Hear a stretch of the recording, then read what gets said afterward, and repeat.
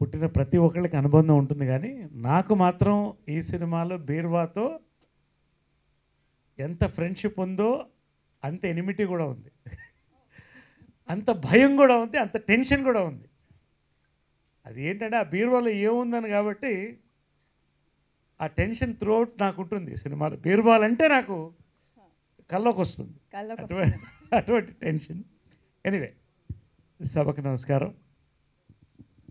సంక్రాంతి తెలుగు ప్రజలకి పెద్ద పండగ, తెలుగు పరిశ్రమకు కూడా పెద్ద పండగ.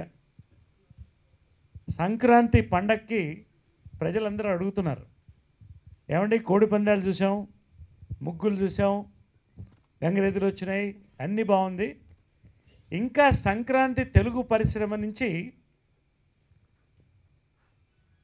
నేతి బెల్లం జిలేబీ రాలేదేంటని. ఆ నేతి బెల్లం జిలేబీ బీర్వా టన్నుల లెక్కలో ఖచ్చితంగా మీకు అందుతుంది ఆంధ్రప్రదేశ్, రెండు తెలుగు రాష్ట్రాల్లోని చెప్పి మనస్ఫూర్తిగా నేను చెప్తున్నాను. ప్రమోషన్స్ కోసం కాదు, మనస్ఫూర్తిగా. నేను ఎప్పుడు చెప్పినా మనస్ఫూర్తిగా చెప్తాను.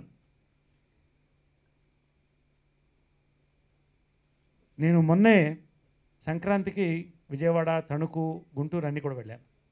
చాలామంది డిస్ట్రిబ్యూటర్స్ కలిశారు, నన్ను డిస్ట్రిబ్యూటర్ సర్కిల్ కలిశారు, ప్రజలు కలిశారు.